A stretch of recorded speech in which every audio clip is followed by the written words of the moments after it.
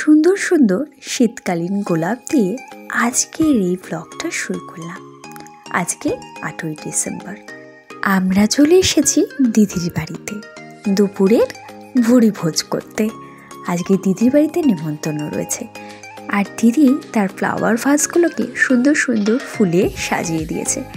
আর কত রকমের আইটেম রান্না করেছে দেখো বন্ধুরা। ভাজা, মাছের মাথা দিয়ে ডাল, 3 রকমের মাছ, আর ছিল মাটন, চাটনি। খাওয়া দাওয়ার পর বাড়িতে এসে দেখেই তো আমি অবাক। ওমা, এ তো একটা সারপ্রাইজ প্ল্যান। আসলে 7ই ডিসেম্বর আমার জন্মদিন ছিল, আর তারপরেই তো আজকে 8ই ডিসেম্বর। তো সেই উপলক্ষে তারা আমাকে সারপ্রাইজ দিল। এত সুন্দর ব্যাকগ্রাউন্ডটা সাজিয়েছে যখন, বুঝতেই পারছো কেক কাটিংও হবে। এদিকে দেখো কারা কারা বসে আছে, বিপুদা, সুমন। ওরা সবাই মিলে এরম যে একটা সারপ্রাইজ আমাকে দেবে আমি ভাবতেও পারিনি। তো দেখো এদিকে গুনগুন রয়েছে, তোজো আছে। এতক্ষণ তো সবাইকে দেখালাম, নিজেকেই তো দেখানো হলো না। তো আজকে আমি পরে চলে এসেছি আমার মায়ের দেওয়া পুজোর সেই শাড়িটা। দেখো তো শাড়িটা কেমন লাগছে, আর আমাকে এই শাড়িটা পরে কেমন লাগছে অবশ্যই কিন্তু কমেন্ট বক্সে জানিও।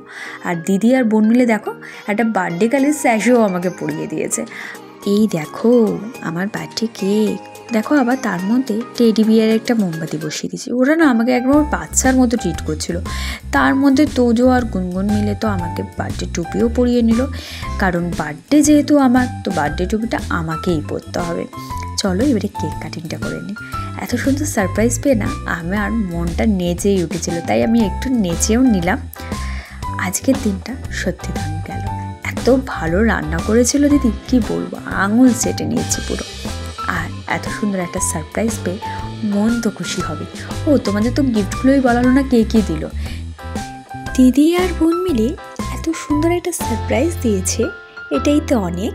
এছাড়াও দিদি দিয়েছে একটা হ্যামের লিপস্টিক, আর বোন দিয়েছে একটা সুন্দর কুর্তি। মা বাবা আমাকে চকলেট দিয়েছে, জানে আমি চকলেট খেতে খুব ভালোবাসি।